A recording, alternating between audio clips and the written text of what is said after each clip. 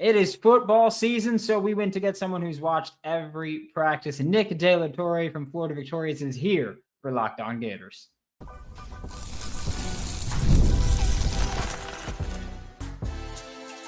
You are Locked On Gators, your daily podcast on the Florida Gators. Part of the Locked On Podcast Network, your team every day. Joining me now for Locked On Gators is Nick De La Torre, the Director of Content for Florida Victorious and co-host of Stadium and Gale podcast. And Nick, I'm just gonna lead right into it. I would be absolutely remiss if I didn't ask about DJ Lagway's development. Now that he's back full time, 11 on 11 reps, all that fun stuff. But we're entering year 2, and he hasn't been available the entire time, of course, but I feel like the biggest thing with him was just more reps, and he's getting those. Yeah. So what's his development look like so far? Yeah, I think I totally understand the concern or frustration from Gator fans. I said, like, this program can't catch a break. They built so much momentum the way they ended last season. And then, oh, hey, by the way, DJ's not throwing in the spring. And you're just deflating. Thank you, Todd Golden, for distracting during that time. And then DJ spends time and they're doing a bunch of stuff to work on his throwing motion and to get his shoulder to where it needs to be. And I think it is. And then just like running, like doing stuff on his own, a little extra right before fall camp. I think literally the week before, you get this calf thing pop up. So it's the two totally unrelated. But I get it. You're kind of like, was the last time he threw with an 11 on 11, like leading up to Tulane. What I can say is that being out there every day, first off, it is brutally hot. Get that out of the way. But first thing, watching DJ and seeing what he was doing day one, back at the beginning of August, and then to what he's doing now. I think they've given him a little bit more each day. He's done a very good job, both in the spring and in the fall, of staying attentive, staying in it. For me, I know when I was an athlete, if I had an injury, practice. No, I'll play video games at home. I can't practice. I'm not going to sit there. He's with Ryan O'Hara, next to Ryan and Billy at practice, and here's the play call, watches it. He's even, almost like shadow boxing, and taking a drop back and going through the reps. So he's done more and more, throwing the ball really well. And then I think, we're seeing him start to jog and do things like that. I think it's, the term I'm kind of saying is, I think with not just DJ, but a lot of guys, they're kind of playing a prevent defense. And it doesn't matter that how healthy you are on August 20th. Might not even matter how healthy you are August 30th against LIU. You have to get there. And you have to be healthy when the games start. And I think they're with a lot of guys who have like little nagging injuries. There's a lot of like, hey, let's just get you to the season. But DJ's looked good this week. I think, Billy said it on Monday is the first time that he was throwing 11 on 11. Quarterbacks aren't live, but I think you've been holding him out of 11 on 11 because if there's a pass rush, somebody gets pushed, defensive lineman or offensive lineman rolls into an ankle, and all of a sudden you have another injury. So they've just, like I said, been playing a little prevent defense with DJ, but it has been good to this week specifically to start seeing him do more. Yeah, I think one of the things that I've been talking about with DJ Lagway and his recovery is I feel like in order to put him on the field in 11 on 11 situations, you would need to go, hey, the second the pass rush even starts to get through, we have to blow the play dead. But then I feel like that's also basically like asking guys to dial it back a bit, and that's not how you develop. Like you got to be full go and get used to that. But I also do like that you mentioned, they're playing prevent defense there, where I feel like every time someone's a little banged up, it's just like, oh, we're going to take our time and get them back. And I do think that this being the first year of Billy Napier's tenure in Gainesville, being not just not playing a power 4 opponent, but not playing even a group of 5 team, I do think having that FCS game to open the season gives you that kind of runway to go, hey, we're going to really dial it back early on and keep you fresh. And then when we get LIU, Yeah. we're going to treat that as the same. No disrespect to the LIU Sharks. Tremendous football program that I don't know anything about, but they're about an hour and a half of me. That's all I know. They're an hour and a half away from me. I've been scouting them very thoroughly there. But I think that you get that kind of freedom to go, okay, well, we've got an FCS team. We don't have Miami. We don't have Utah. Like, we get to kind of ease into this. And I feel like that's probably the best approach, instead of rushing guys to get them ready and then re-aggravating it, instead of missing maybe a game to start the year. Now you're missing half the season, and Florida and SEC teams don't really have that luxury of missing half the season there. Yeah, I mean, you haven't had that luxury the last 2 years, last 3 years, sorry, with Utah back-to-back years, and then with Miami. And that's a question I haven't known how to answer to people. They're like, is DJ going to play? Is Dallas going to play? And, name the player that's been injured or modified. And it's like, for some of them, I'm like, yeah, if it was Utah, if it was Miami, 100%. If it was LSU to start the season, or Georgia, yeah, they're playing. But not to talk down on LIU, but it's I think they've only played a handful of D1 teams in their entire history. I think I read somewhere that they had like 60 guys on the roster. There's a fine line in camp, especially spring. You can do a little more, but in fall, of practicing fully and being aggressive and building toughness without, suffering so much attrition. So, yeah, I think it will be interesting to me, and I don't have those answers of, will somebody be on a pitch count? Hey, we'll let so-and-so play, but you're only playing a quarter, or you're only playing this because of the opponent. I've seen Georgia Southern beat Florida, so I'm not going to overlook anybody. But you would hope that, from what I've seen, this is the best roster Billy Napier's had by far. I think offensive on both sides in the trenches, the deepest it's been in years. So it's not just DJ Lagway, but he is a critical piece to what they've built. I'm glad that you mentioned that, because I've been trying to hammer it home lately of, I understand DJ Lagway is great, and a lot of the expectations around this team revolve around him, as most teams would around their starting quarterback. But I really, like, my stance on this is a college football playoff roster. I don't care what anyone says. You look at how it's built, and I think they've done a fantastic. And I've been critical of Billy before, but I do think the way they built this roster is college football playoff caliber roster. And like, yes, DJ Lagway is part of that, but it's not like this is, a 5-win team and then DJ Lagway elevates them to the college football playoff. So I'm glad that you mentioned the trenches, because I did want to ask you about that.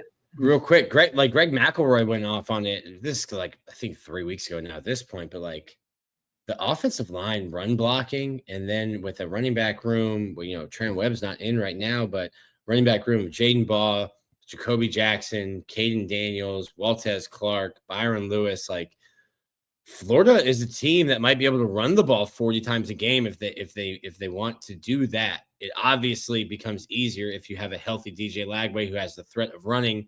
Now you're playing 11 hats on 11 hats.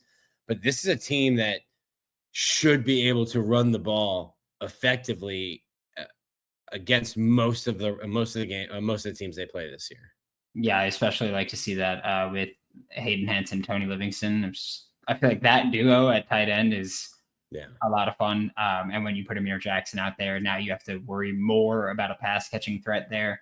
I don't know what Amir is going to be like as a blocker during the season when it's fully live, but if he is as advertised as a receiver and he's even respectable as a blocker, I feel like just adding him to the mix makes this team way more versatile as well.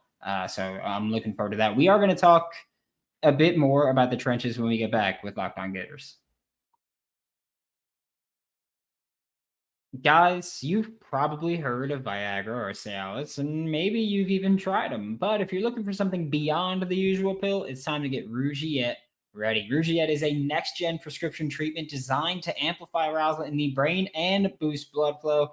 Unlike the usual pills that can take hours, Rougiette's 3-in-1 formula dissolves under your tongue, kicks in fast, and on average, in 15 minutes. Effects can last up to 36 hours, so you stay confident and in control when the moment is right? Head to rugiet.com/lockedoncollege and use code lockedoncollege to get 15% off today. That's rugietready.com/lockedoncollege and use promo code lockedoncollege for 15% off. Individual results may vary with prescription treatment. Compounded drugs are permitted to be prescribed under federal law, but are not FDA approved and do not undergo FDA safety, effectiveness, or manufacturing review. Please visit the Rugiet website for full safety information.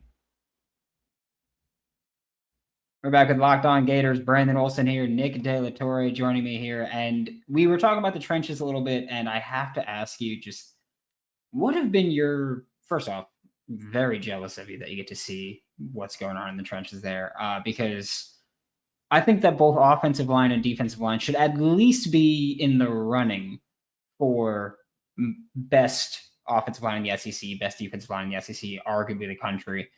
But what have been your takeaways watching those units do battle every single day or every single practice? Yeah, I think it starts the edge room. George Gumbs and Tyreak Sapp have just been disruptive, to the point where you might be like, hey, you guys are seniors. Let's grab some water, sit out for a little bit. I think the defense, obviously, especially guys like that who have been here the entire time Billy's been calling plays, and guys who are in the film room as much as a George Gumbs and a Tyreak Sapp. It's not that they are being told what plays are running. They know what's being run, on top of being freaks. So those two guys have really stood out to me. Jaden Woods is just an exceptional. I get to talk with the guys a lot off the field too. Jaden Woods is just an exceptional human being. And I told him the other day, I was like, there hasn't been a single practice where after Billy's done breaking the team down that I haven't seen you with somebody, with a coach, with another player. He used Carlos Dunlap, who was around at the beginning and just came back. He's retired from the NFL, so he's got some free time on his hands. Not coaching or anything, but to see him picking Carlos's brain, to see him picking Brandon Spikes' brain. He understands when there are people around him who know more than him as an 18-year-old from Kansas. And he has like this thirst to get better. When I think he will be a guy who isn't going to start, but like will get close to starter reps. Like he's been very, very good. Super impressive. That's not even mentioning Cam James, LJ McCray, who will be back at some point this year. That room has just been incredible. It's been a handful for Bryce Lovett, who's new to starting. And at times it's been a handful for Austin Barber, who has more than 1,800 career snaps. I can't remember the exact number, but I think it was close to like 6,000. It was like 5,600 something returning career snaps for the offensive line. Jake Slaughter has been Jake Slaughter. I think Najee Harris looks really good. Damian George, like he's somebody I think, won't speak for you, but I think a lot of us were ready to write off for what he looked like his first year at tackle. And it's a credit to him. He's the one who went to the coaching staff and said like, hey, let's try inside. Got his body better, lost a bunch of weight, got stronger. And I think he played really well last year. The question for me will be right tackle, Bryce Lovett. That's the double-edged sword. Like, hey, I don't know if Florida's pass rush is just really, really good, or if Bryce Lovett's been struggling and will struggle. But I think it's great for him to have a guy like Damian George, a sixth-year senior, next to him. And I'm just a little worried at tackle. You get really young at tackle. If something were to happen to Austin, if something were to happen to Fletcher, you get really young, really experienced quickly. On the defensive line, I said before the year, I guess it is still before the year, but I said before fall camp, I loved the outside defensive end edge, loved it. I was worried about inside when it came in terms of depth, but you have Caleb Banks, who will start. Jamari Lyons is there.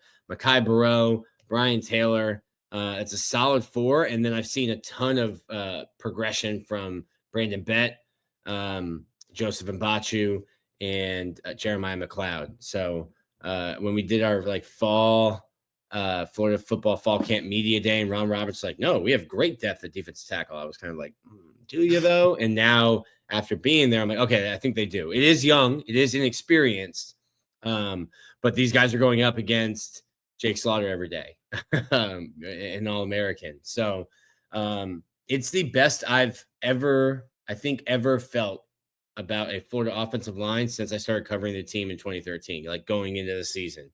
The best I've ever felt about a Florida offensive line. And I had to stop somebody. Somebody was like, it's probably the same on the defensive line. I was like, buddy, Will Muschamp had some monstrous defensive lines. Not to discredit what we have this year in Gainesville, but like Sharif Floyd, Dominic Easley, Ronald Powell, Earl Okheim were like sharing a line.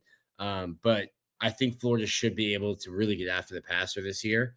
Yeah, I was about to start like drifting backwards into linebackers and secondary, but yeah, I guess my big question mark would be depth at offensive tackle. After Austin Barber, it's Caden Jones, but hasn't really played. After Bryce Lovett, it's Fletcher Westfall. Again, only one game of experience. I think that was, the bowl game last year. Yeah, I think that. So I feel like, especially in college football, we get kind of into this.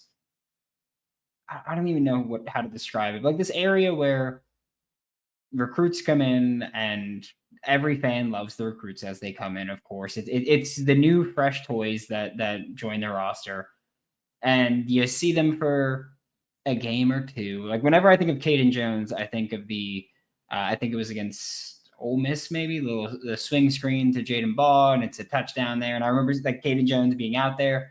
And every time I think of Caden Jones, that's what I think of. And I think that fans, we get into it where we go, oh, well, like then they're going to be so good then. Yeah. If they had this one great play, but the larger sample size is always the thing that worries me, which when we've talked about the interior defensive line depth, which I think a lot of fans have talked about, where, you even mentioned, Ron Roberts said it and you were like, oh, I'm not too sure about that.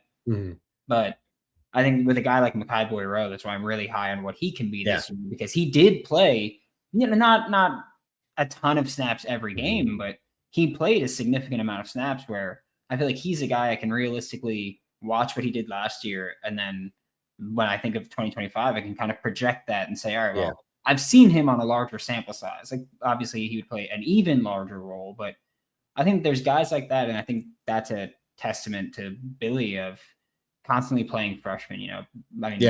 Ever since Billy got here, he's been like, if you're a freshman, you can play here. Like you can earn playing time. It doesn't matter if you're starting or not, you can earn playing time. And I feel like that is one of the reasons that I feel like I'm really high on this team this year, because even the guys that aren't very experienced, we've at least seen a little bit of. And we can look at the good and say, okay, if you can eliminate some of the bad, we can talk about having actually quality players. But I think for me, it's just, going out there and seeing them do it in live games now. Yeah, it's Billy Napier. Like I said already, it's Billy Napier's best roster. I think top to bottom, they've done a really good job. The skill positions for me specifically, like much, much faster. While everyone else is bigger, I think everyone's bigger. But the skill positions are much faster.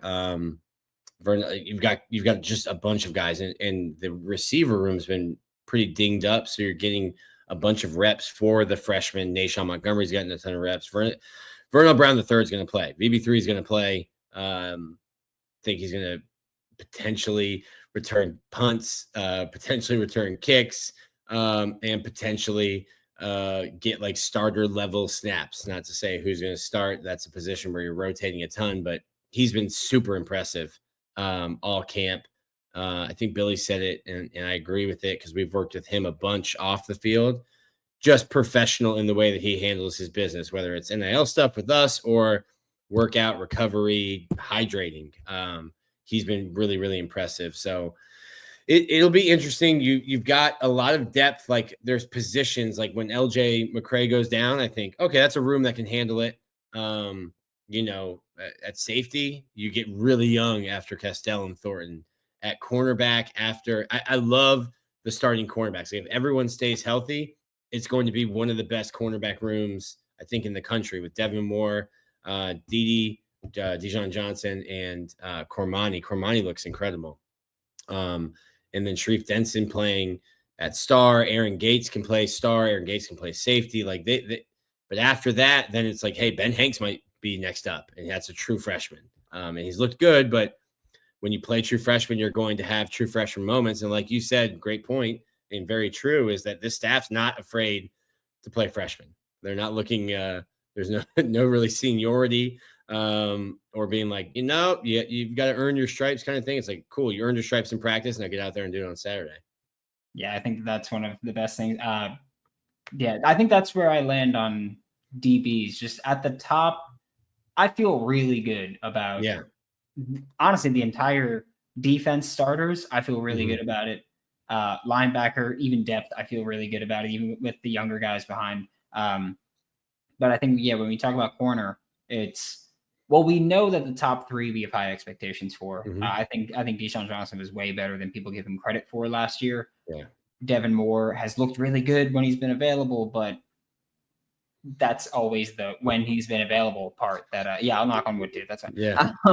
And then safety, it's like you mentioned, you get really young back there. So I think that when we talk about just that defense, for me, it's if they're healthy, I've no doubt they're going to be really good in 2025. And if they get banged up, I don't know that they're going to be good. I'm not saying they're going to be bad.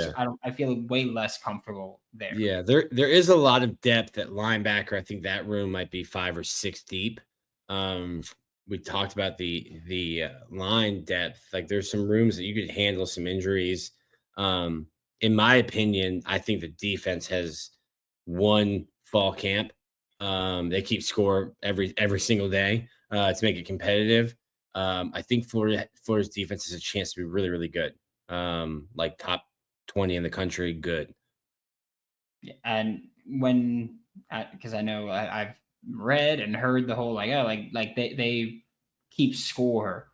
Is that straight up 11 on 11s, or do they run like a scrimmage at the end and that's how they decide who wins? This isn't even me being like holding. If you come to practice with me and stay there for the entire time and you can figure out how the score is kept, good luck. Good luck. I have no idea. But you just hear it after every play. It's like, hey, this is the score. And I'm like, how? Because the score, it's not like scoring touchdowns. Like every play, I guess they're like live grading kind of thing. And who won, who lost that play, who won, who lost that rep. But yeah, couldn't tell you. Could not tell you. I just watch the scoreboard when we get close to practice being ended and be like, all right, who's winning, who's losing? No idea how they get to the points. I'm curious now. I know I'm never going to get the answer to that, but somebody knows. Yeah, somebody in the program knows. But I've been to every single fall practice. I went to every single spring. I could not tell you how they keep score. I'm gonna find Benjamin Elsner. I feel like he would know. I feel like that's some kind of like he's like, oh yeah, well the EPA on this one helped. I feel like that would be something like that. Just because I have no freaking idea, so I'm gonna chalk it up to the guy that can just go, oh, analytics, and then we're done there. We're gonna wrap up with Nick De La Torre here when we get back with Locked On Gators. If you're running a business, every missed call is money left on the table. Think about the last time you needed a service. If the first person didn't answer, did you wait? Probably not. You moved on. That's why you need OpenPhone, so you never miss an opportunity to connect with your customers. OpenPhone is the #1 business phone system designed to streamline and scale your customer communication. So if you juggle 2 phones just to keep business and personal calls separate, OpenPhone solves that instantly. See why over 60,000 businesses trust OpenPhone. They're offering Locked On listeners 20% off your first 6 months at openphone.com/LockedOnCollege. That's openphone.com/LockedOnCollege. They'll even port over your existing numbers for free. OpenPhone, no missed calls, no missed customers. This episode of Locked On Gators is also brought to you by PrizePicks, the daily fantasy platform that lets you turn your football predictions into real rewards. Preseason's already heating up. College football is here. I don't care what the line is for Avery Johnson. I'm taking the over on every damn thing this weekend. He's going more, and more. Whether you've got your eyes on a big-name quarterback like Avery Johnson or a breakout running back like Jaden Baugh, PrizePicks makes it easy to get in the game. Download the PrizePicks apps today. Use code LOCKEDONCollege to get $50 off in lineups after you play your first $5 lineup. That's code LOCKEDONCollege to get $50 in lineups after your first $5 play. PrizePicks, run your game. Welcome back to Locked On Gators. Brandon Olsen here, Nick De La Torre. And this is your first season with Florida Victorious. Obviously, you mentioned you've been covering Florida since 2013, if I'm not mistaken there. So tough year to start, but yes. Yeah, been a while. And I'm curious because, again, like you've seen guys here. You were here last year covering the team. Mm-hmm. And I think one of the biggest things people have talked about so far has been strength and conditioning, whether it's improperly blaming them for things that just make no sense. Because I don't know what social media is doing on that one. But I do think one of the things that we've given praise for a lot to the strength and conditioning staff is how the guys look. Like you mentioned, Cormani McLean looks really good. And I can say he looks really good because I've seen pictures of him. And I know we're talking about maybe different look really good, but I feel like we've seen a lot of guys that have physically changed their bodies. And so I'm curious in person, which guys have seemed like they've changed the most. Yeah, Cormani's an easy one. I saw, I think it was Locked On Colorado actually tweet a picture of him at Colorado today, and then the DB picture where we were talking about in the office. He's always like draping his dreads over his face in pictures. I think one of the coaches told me like he was listed at 165, but I think they said like he was playing at 155. Yes. And he's really, really filled out. It's never been about, he was just immature, and I was immature at his age. The problem is I wasn't that physically talented, and I didn't have a bunch of people following me wanting to know what I was doing. Once he, kind of became a pro off the field and doing all of the things, you can see it in his body. And he looks really, really good. A bunch of the guys look great. The linebacker room is gigantic. Pup Howard looks phenomenal. George Gumbs looks phenomenal. Tyreak Sapp's really, I think his weight hasn't changed much, but the way that the weight looks, like Tyreak Sapp has leaned out. I've seen him doing I've seen him doing hot yoga. So shout out to Tyreak Sapp doing yoga. Who else is bigger? Aiden Mizell looks bigger. Trey Wilson looks bigger.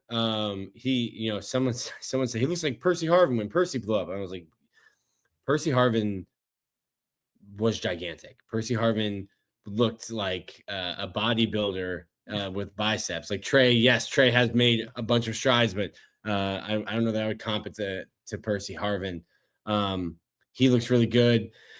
I think VB3 kind of came in ready to go, but the guys look really good. I think the one thing that has impressed me, and I really started learning about it last year, was they use everyone kind of uses them now, the Catapult GPS, but they're actively tracking everything during workouts and during practice. So if a guy's supposed to be modified, they're going back and looking at the data live at practice. And if he's not being modified when they're doing individual drills, they'll go up and be like, hey, you're done. You've done too many reps.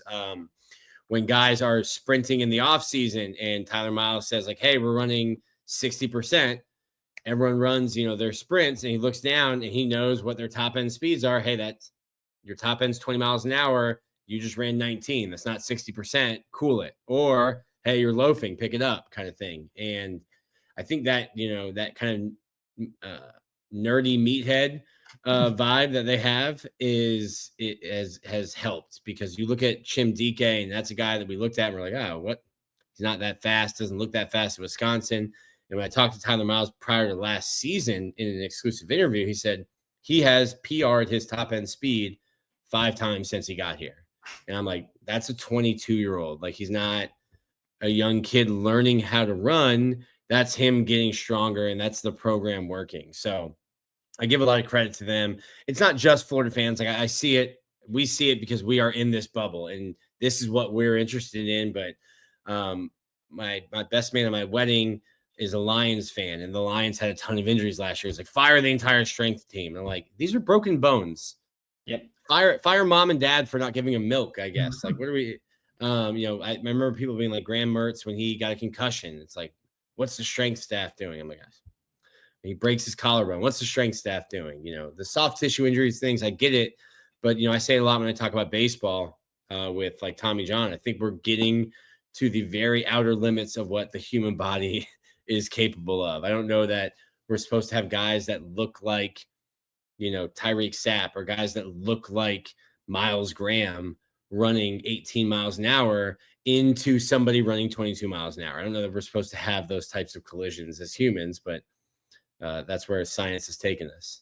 Yeah, I feel like you mentioned baseball and Tommy John. It's like with Paul Skeens and even like Chase Burns, the Reds are like, oh yeah, we're gonna have to keep him on a bit of a pitch count. Might move him to the bullpen for now while we're trying to keep that, because guys are throwing 1,000 miles per hour now, and it's like, oh well, you're gonna destroy your body doing that. Yeah. And it's also, I feel like it's interesting how there was a hockey study where it's like, as equipment has gotten better, people have actually been dealing more damage to their body because people are getting more athletic, equipment's getting better, but because the equipment's getting better, you're kind of just like, I could throw my body around and do anything I want. Yeah. And then you end up damaging yourself in different ways.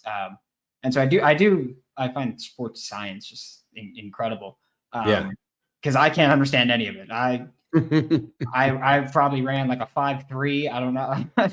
I wasn't out there doing that. I played high school football in New York City. We don't care about sports out here. Like it's not a thing that I had to deal with. So it is incredible, but it's also, like you mentioned, someone can blame a strength and conditioning staff, like the Lions. It's like a bunch of their things where they were probably going too hard in practice, but it's not strength and conditioning that these guys are getting up in certain ways. It's that they're probably just being maniacs because, well, Dan Campbell's a maniac, so they were probably doing things like that. That's just our society, though. We're looking who's to blame. Something happened that made me upset. Who's at fault? So I can be mad at them. I remember the first day of fall camp, I ran into Tyler Miles, and I'm like, dude, these guys look yoked. I'm like, you're getting give him the lifetime contract, extend Tyler Miles. He goes, that'll be over the first injury we have in fall camp. So like, even he knows about it. Yeah, I mean, I feel like there was I forgot who it was. Maybe it might have been Dallas Wilson's injury where that happened, and people were just like, well, Tyler Miles has tattoos and rides a motorcycle or something like that. And it's like, what does that have to do with anything? They're just like, yeah, he stinks, but he looks cool, so people buy it. And it's just like, we get so quickly off the deep end about things that just don't make sense. And I don't know Dallas's injury. I'm not saying that it was or wasn't a strength and conditioning thing, but I am going to say that even if it was, not everything can be attributed to strength and conditioning there. But before I let you go, Nick, I'm curious here because you're now with Florida Victorious. This is going to be the first actual season that you're covering Florida with Florida Victorious. Can you give us a little bit of insight into what you're personally going to give us on the boards, and then what Florida Victorious is planning on doing as a whole, especially as even more sports keep getting added to the schedule? Yeah, I think it's gonna be good. A lot of our fall stuff is around if you're in town, and we do have a level where we will be videoing and doing things that will get it to you if you're not here in Gainesville, if you're not going to be there. But we have our tailgates every Saturday, which we have athletes coming, basketball, men's and women's, baseball, softball. The gymnasts come and they hang out with our members, and it's right on Gator Walk. So you're sitting there waiting for the guys to come through, and they're locked in, but we have relationships and we know all those guys. So you might get a couple of football players coming over as well. We're going to cover the team like I've always kind of covered them, press conferences, stuff like that. But like tomorrow we have our series, or Thursday, we have our series called Thursday Tidbits, where if you're a member, you get to talk directly to an athlete. And I kind of told them in our staff meeting, I was like, I understand it's football and they're going to be busy, but like, we're not bringing on my favorite sport. We're not bringing on baseball players during football season. So you'll have an opportunity to talk directly with Vernell Brown or directly with Trey Wilson on our message board. And then we've got a bunch of videos coming out. We had our own Florida Victorious Media Day. So that has been me learning how to edit videos. So some of the stuff you've seen that's come out has been me editing it. which is brand new to me. So it takes a while. But yeah, it should be a good season. I think as long as Florida stays healthy, we'll be playing, I think, into late December, January. I forgot who it was. It might have been Amir Jackson with the throwbacks one. Yeah, we have the last one coming out tomorrow. So we split it up. So it wouldn't be a 30-minute video. We split it up into 3. So it's been over 3 weeks, but tomorrow or the last one has In Sync in it, and I won't spoil it too much, but a player came out and he was like, "Did you know who that was?" I was like, "Yes, I knew who In Sync was." And he's like, "I was like, you didn't recognize Justin Timberlake?" He goes, "I don't know. No, I didn't recognize him."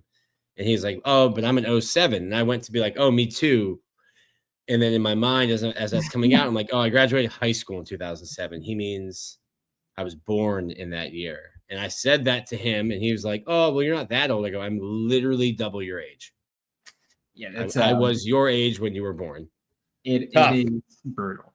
I just the calling Eminem Justin Bieber like 4 that times. one. Yeah, that was Amir. Amir called him Justin Bieber. Yeah. Yeah, he's way bigger than me, but I was pretty ready to fight at that point. Yeah.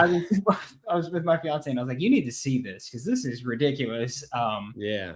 And that one, like, those have made me feel really old. I'm 29 now, so it's like for a while I was like kind of the same age when those would happen.